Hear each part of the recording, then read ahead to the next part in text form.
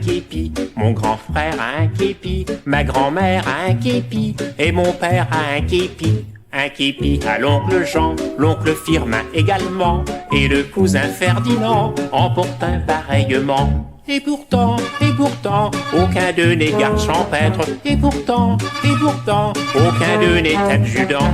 Mon parrain a un képi, ma marraine a un képi, mon beau-père a un képi, ma belle-mère n'est plus, tant pis. Un képi à l'oncle Sup, un képi le cousin Truc, et jusqu'au neveu Jean-Luc, qui a aussi une tête de Turc.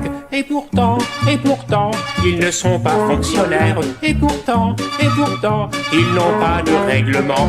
Mon beau-frère a un képi, ma belle-sœur a un képi, mon ami a un képi, et ma mère a un képi. Un képi à l'oncle Paul, le cousin Léopold, même chose pour l'oncle Anatole, qui est piqué et qui picole. Et pourtant, ils n'ont aucun uniforme, et pourtant, ils portent un képi tout le temps. Je comprends votre dépit, mais écoutez qui épie, mon grand-père tout décrépit, est fabricant de képis. Mais si grand-père est têtu, les képis sont mal foutus, et comme il n'en vend jamais, c'est la famille qui les met.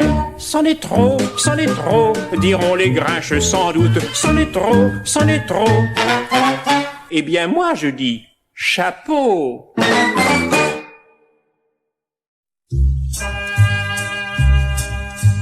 Quand on m'aura couché sous terre, dans combien de temps, je ne sais, quand les copains seront passés, en me disant « Salut vieux Pierre », s'il est vrai que rien ne s'achève, même après le dernier mouchoir, lorsque commencera mon rêve, qui viendra me dire bonsoir.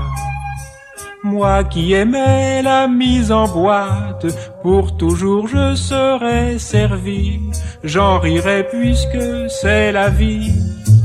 Foin des paroles maladroites, mais une chose me tracasse, plus que la messe ou l'encensoir, à l'heure où les vivants s'enlacent, qui viendra me dire bonsoir.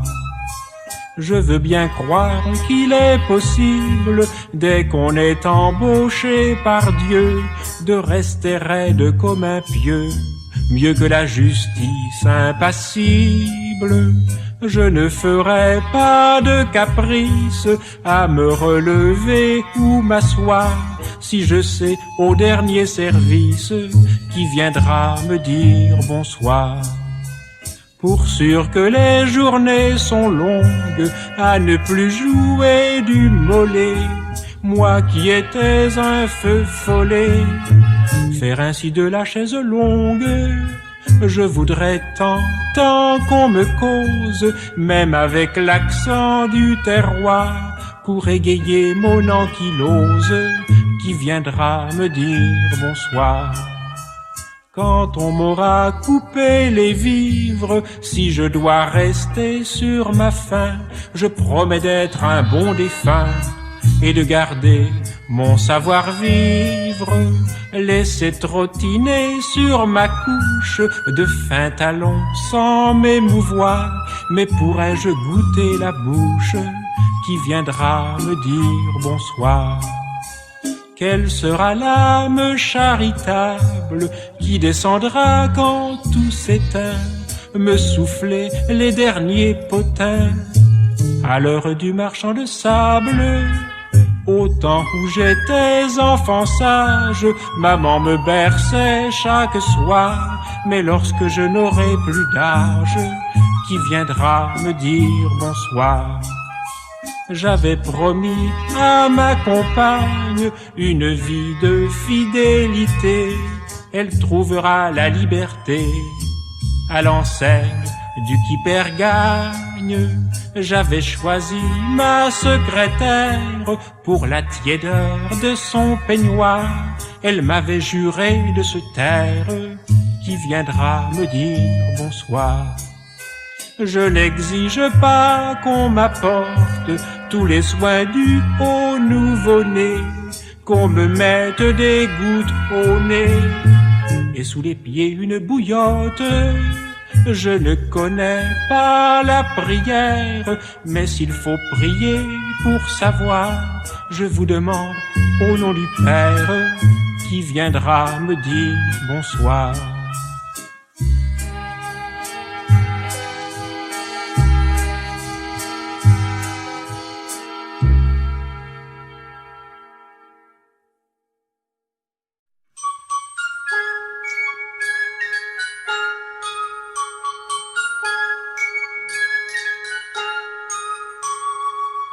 Il y avait sur ton nez de gamine des taches de rousseur.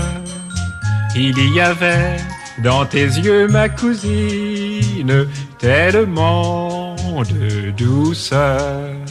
À l'heureux temps des vacances au village, par les champs et les fleurs et nous avions le même âge, même couleur. Passent les ans et s'en vont les cousines. Je suis revenu seul, il n'y a plus de boutons d'or dans le pré de mère Pauline, mais je t'y vois sourire encore, cousine, cousine. J'ai retrouvé le moulin du Grand Saule, tu en étais la fée. Là je t'avais embrassé sur l'épaule pour voir comment ça fait. J'ai retrouvé, ne crois pas que j'invente, notre vieux banc de bois où tu traçais d'une main innocente pour toi et moi. Passent les ans, revient toujours la mousse, plus douce chaque fois. Il n'y a plus de boutons d'or dans le pré de mère Pauline, mais l'on pourrait s'aimer encore, cousine, cousine.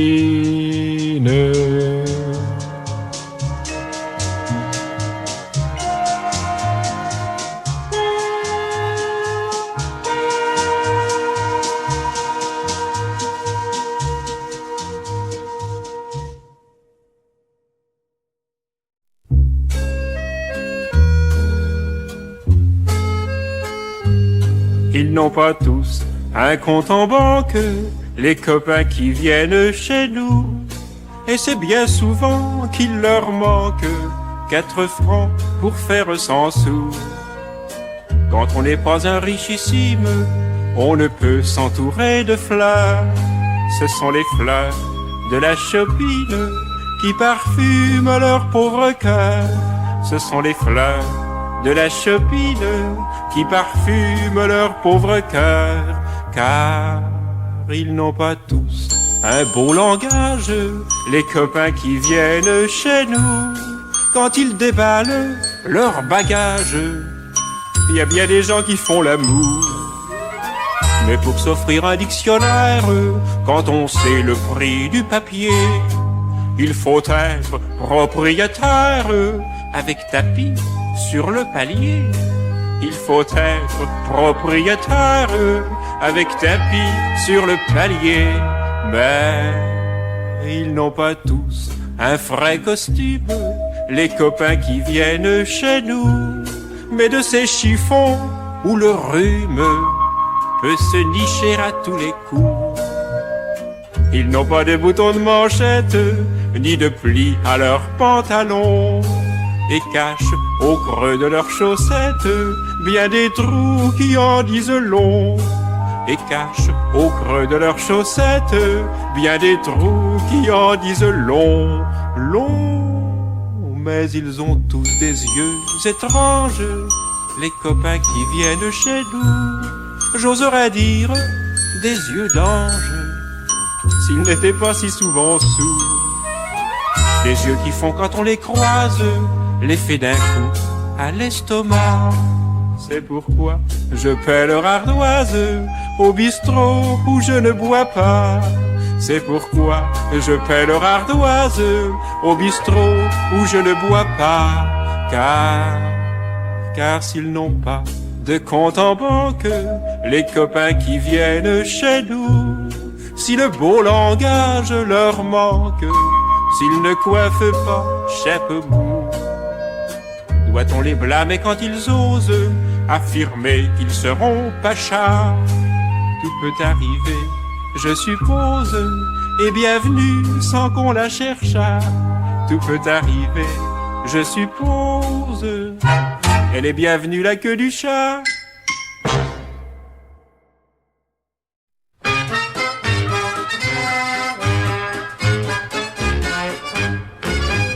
On avait bien 15 ans tout juste, on commençait à s'éveiller.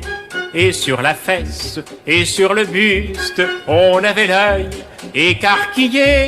Il nous venait par la figure quelques boutons, et c'est pour ça, du moins le médecin l'assure, qu'on rêvait des tétons d'Anna. Fini le temps des confitures, on voulait les tétons d'Anna. Plus ça vous tient, plus ça vous gratte. Quand l'amour vient à floraison, il faudrait être 1000 pattes pour vaincre la démangeaison. Potions cachées, purges amères, c'est vous tous ceux qu'on m'ordonna. Au traitement bien éphémère, pour qui connaissait mon état. Mais comment avouer à sa mère qu'on voudrait les tétons de Nana? Que de mamelons dans l'espace, que de caresses en exil. Quand on voit la chose d'en face, alors on rêve du profil qui n'a connu, je l'en défie, en l'heureux temps du pensionnat, les leçons de géographie, au cours desquelles on annonna tous les mondes Scandinavie, en songeant au téton de Nana. Et puis un jour, c'est la curée, on met la main près du Pont-Neuf, sur l'occasion tant espérée, qui semble avoir l'attrait du neuf. Alors au hasard de la houle, on grappille par-ci, par-là. Quelquefois ça les met en boule, mais rien n'empêchera qu'on va au point d'en avoir des ampoules. Profitez des tétons de Nana. Tombent les ans, on devient sage, on se paie des tétons bien à soi. Passe le vent, passe l'orage, on s'en fout, les tétons sont là. On reprend goût aux confitures, on a des douleurs plein les doigts. Bien sûr on rêve d'aventure, on rêve mais hélas, on n'a plus de boutons par la figure. Adieu les tétons de Nana.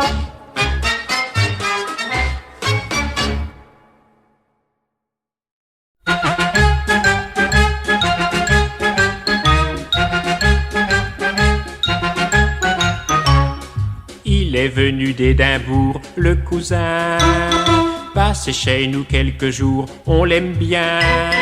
On l'aimerait encore bien plus que ça, s'il n'était pas si têtu, mais voilà. Il refuse d'écosser les petits pois, le cousin d'Écosse. Il prétend qu'un Écossais, c'est pas fait pour faire l'Écosse, si bien que c'est un doux Français, chaque soir de l'entendre dire « Vive l'Écosse et vive le roi !» pendant qu'on se tape les petits pois.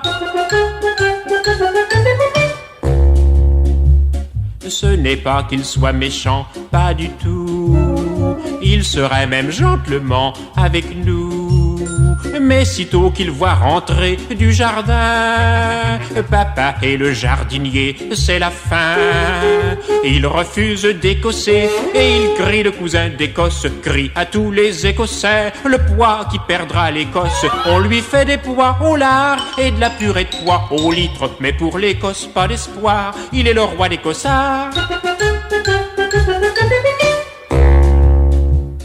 Il n'est vraiment pas banal, le cousin, mais son histoire finit mal, j'en conviens.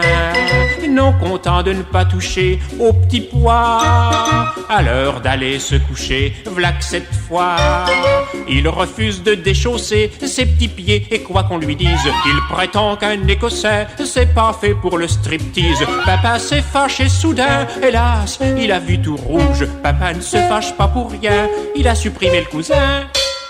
Nous, on trouve qu'il est bien gros, le corps du cousin d'Écosse. Pour le camoufler, il faut qu'on écosse, qu'on écosse, qu'on écosse, qu'on écosse, qu'on écosse, qu'on écosse, qu'on écosse, qu'on écosse, qu'on écosse, qu'on écosse.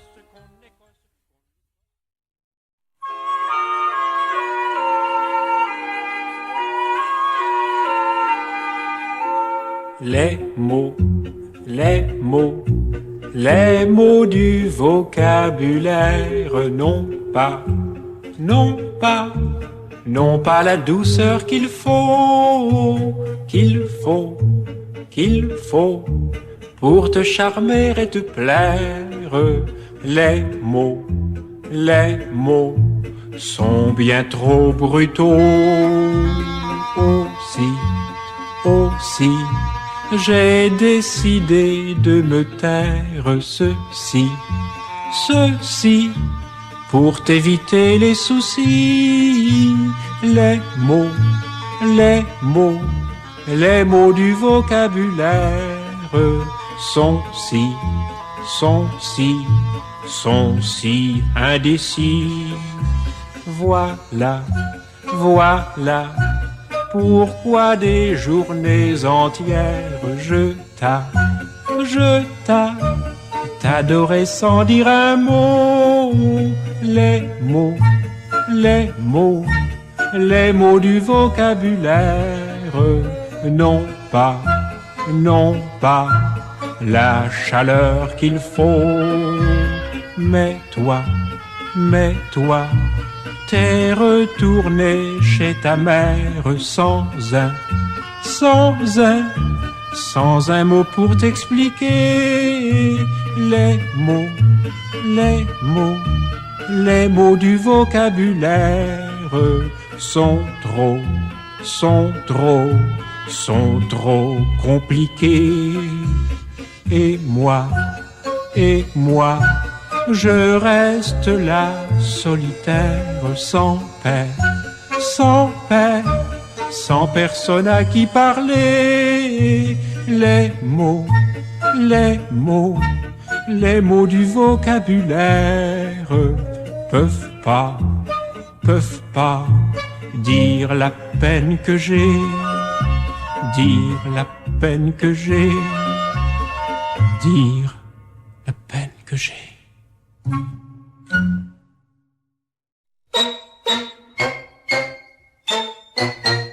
J'habite un logis, drôle de gîte, où je vis si gîte, en troglodyte. Lorsque j'expose mon cas, on me rétorque que le 14e n'est pas l'île Majorque. Je ne me plains pas tout beau, j'ai l'avant-goût du tombeau. J'ai pour compagnon, dans ma soupente, quelques champignons qui agrémentent ma vie de chevalier à triste figure. En sautillant sur mes draps, mes couvertures, je ne me plains pas tout beau, j'ai l'avant-goût du tombeau. Pas de ciel jamais dans mon sous-terre, pas de bouquet mer. Les locataires, sitôt qu'ils ont oublié, curieux système, transplantent dans l'escalier leurs chrysanthèmes. Je ne me plains pas tout beau, j'ai l'avant-goût du tombeau.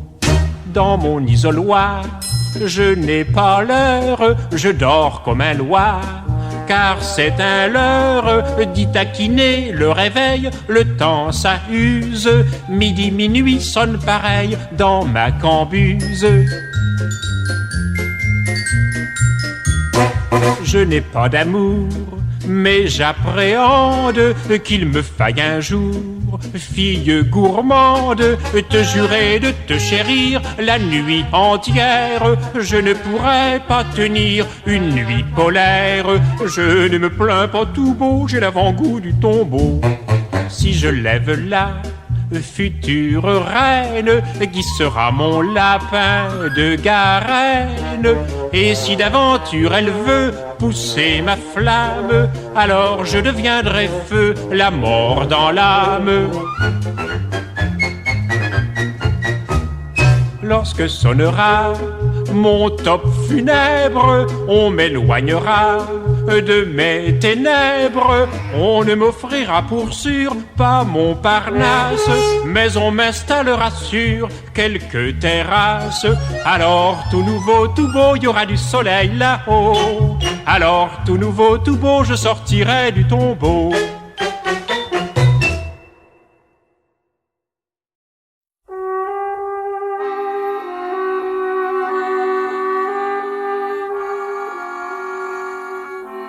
La flanelle de grand-père qui jamais ne le quitta, par la paix et par la guerre, dans son pantalon resta. La flanelle de grand-père, auréole d'un bedon, quelques mètres de mystère, quelques grammes de coton. Ô flanelle de grand-père, reine de l'obscurité, thérapeute légendaire, en toute simplicité. La flanelle de grand-père, traitement 100 fois primé, médicamentation chère aux amis du comprimé. La flanelle de grand-père, quelques tours et puis s'en vont, s'en vont, s'en vont les misères, les lumbago, les torsions. Ô flanelle de grand-père, serpentin du bal des jours, ensorceleuse filière qui conduisait à l'amour. La flanelle de grand-père, place forte pour l'effort, place faible quand grand-père venait à perdre le nord. La flanelle de grand-père, mystérieux corridor, où se réfugiait grand-mère quand il faisait froid dehors. Ô flanelle de grand-père, souvenirs éparpillés, tu suivais pour te distraire le chemin des écoliers.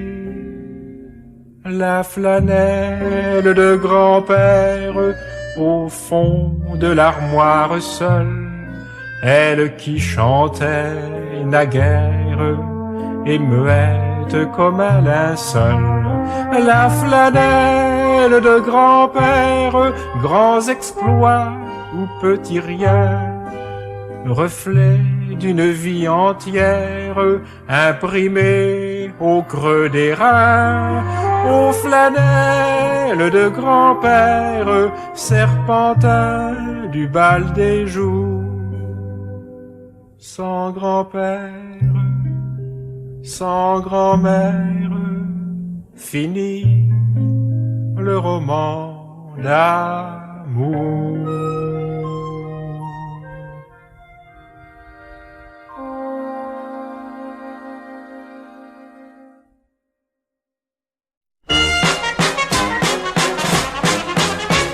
Le gros pâtissier à côté de chez nous fait quand il s'assied un trou dans les chaises.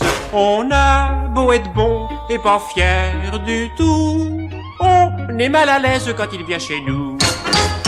Peut-on imaginer pourquoi, afin qu'il ne s'assoie pas là, nous abandonnerions, je crois, notre chemise. Et pourquoi, aussitôt levé, il redevient l'ami rêvé, le grand champion 100 fois prouvé de la tarte aux cerises. Le gros pâtissier vient souvent m'offrir à l'heure du thé des religieuses comme personne chez nous ne peut plus les sentir. C'est la rampailleuse qui vient les finir. Peut-on imaginer pourquoi sa venue nous remplit d'effroi quand il s'installe, croyez-moi, chacun tressaille. Mais lui parle très posément, puis prend congé fort poliment en nous laissant quelques fragments de menu paille. Le pâtissier est membre du bureau de l'Orphéon des brioches lyriques, mais pour éviter qu'il ne s'assoie trop, on l'a sans réplique fait porte-drapeau.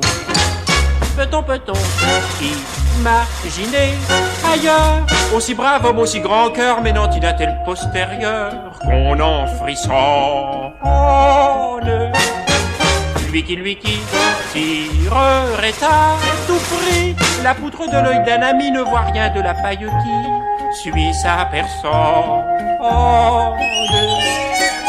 Au gros pâtissier, au gros pâtissier, toi dont chacun connaît la classe, dis-nous donc pourquoi lorsque tu t'assieds, un frisson passe.